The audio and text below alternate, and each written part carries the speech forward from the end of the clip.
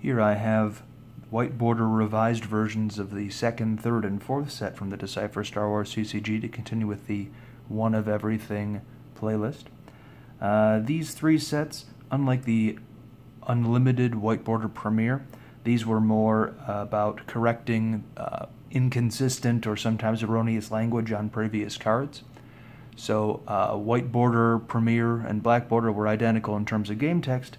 For the most part, there might have been some small inconsistencies that are now marked in the Collecting Encyclopedia's errors, but these are in a lot of ways very different cards. So we're going to get started with A New Hope and then go Hoth and Dagobah. So from left to right, that's the order the sets came in. In terms of value, these sets are interesting. Seems like over time they've become a bit more valuable just because they're so much scarcer.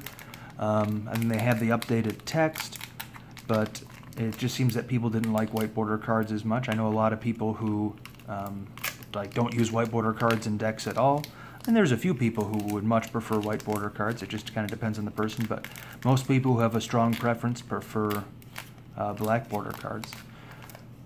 It just has been pretty hard to complete these sets, so the prices of individual cards in common and uncommon sets has gone up a decent amount lately.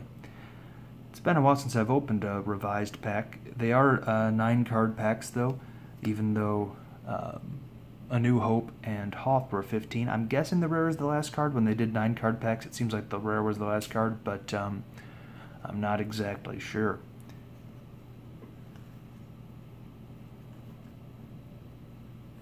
And it's not always easy to tell what cards have had. I mean, some cards have the same language, but definitely when it involves piloting, that's when they change the language up. So I'll see if I notice anything like that. Okay, so I guess our rare is the last card. It is a light side starship, which is a good sign. I think those are all rare ones. So Tantive 4, Red 5, or Red 2. Red 5, I think? Oh, Tantive 4. Okay, very nice. So it's a main... I would count this as a main if it's a main character ship, so that is a nice pull to get in just a random pack. In A New Hope, there's maybe only 10 cards of any serious value, and this is one of them. So that is a very nice pull. Great way to start it off. Even if the other packs aren't so good, I think this has been fairly lucky. So now we got Hoth revised. And I've noticed this with a couple of my packs lately, just the corners kind of coming apart. And as far as I can recall, I got these from all from the same seller, and he's a good guy. I trust him, so it's not like there's any tampering going on. It's just the idea of, with humidity, and maybe they've been shipped a couple times. I've noticed that with some of the packs that have just been sitting in my spare bedroom where I store my cards. Some of them are just starting to get pinholes or come apart at the seams a little bit, which makes sense with how they sealed them. It looks like they were just pressed together.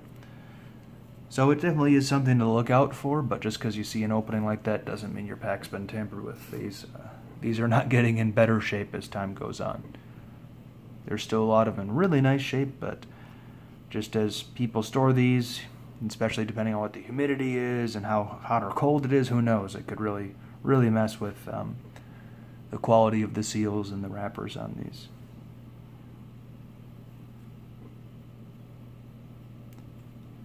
Okay, that's always a cool looking card, I thought. Really showed you how big the Executor was compared to the other Star Destroyers. So this is an example of the revised text. I think the original one said, adds 1 to the weapon destiny draws of any starship he is aboard as a passenger, but this is where combat vehicles started to become a major thing, and basically pilots were then able to basically be pilots on combat vehicles or starships. So the inconsistency there was something they wanted to fix. And this is now virtualized into a very nice fader. So that's 2 pretty good uncommons to get. It's got to be a medium transport. Very nice.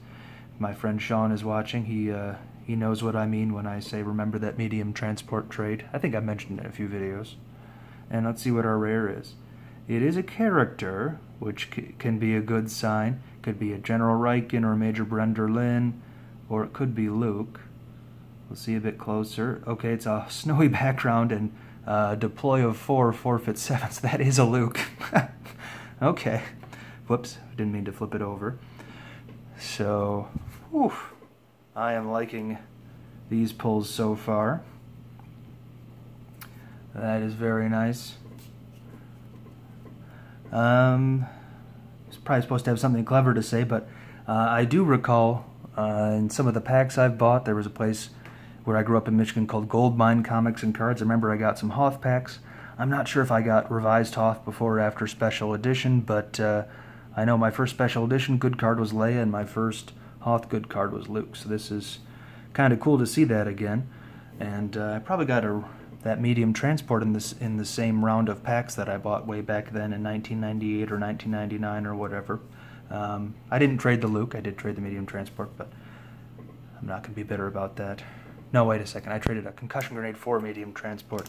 I'm getting all confused here. I'm not usually this lucky. Anyways, that is two very nice cards. Definitely some of the better cards from both sets. And now we have Dagobah, revised Dagobah.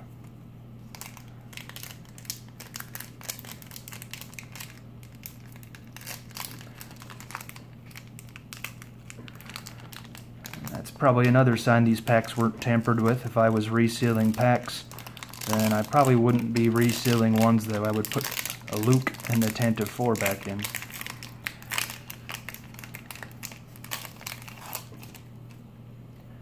Okay. I think this card has since gotten a defensive shield, but I do like the idea of kind of the psyching your opponent out. You can peek at their force power and reorder however you want and replace them. So depending on if they have to spend a lot of force, maybe you put the cards they want to draw towards the tops and they have to spend those and send them to their use pile, or maybe you want to put the better cards toward the bottom and psych them out a little bit into skipping a deployment and drawing. It seemed like at the very least a fun idea, throwing a bit more choice into the game. There's another card in this set, Fear, that maybe we'll come across that I think kind of does the same thing. But it's fair that it got shielded. That does seem pretty annoying. Nice, a TIE Bomber. Destiny 0, which is kind of weird, but there was a special edition effect that lets you basically pick the Destiny if you drew them for Weapon Destiny or Battle Destiny. Anybody you wanted from 1 to 5 you could pick. So, okay, so our rare was not at the end. It's an At Peace. That's a fairly useful card if you're Jedi testing. It'll let you add 3 to the training destiny, which is pretty good if there's one that you really need to pass. And then the Dagobah system. I always liked how they did the systems in the Decipher cards. So, 2 very awesome cards and 1 alright one. This is for 3 packs. You can't beat this luck, so I'm very satisfied with that. Moving on from this, I'll be going actually into some of the later sets Decipher had, so the 2001 sets. So I hope you tune in for those. Maybe we'll get as lucky as this one, maybe not. But that's alright either way, because getting a Luke, anytime you get a Luke, that's a fun pack to open. Thanks for watching. See you for the next one.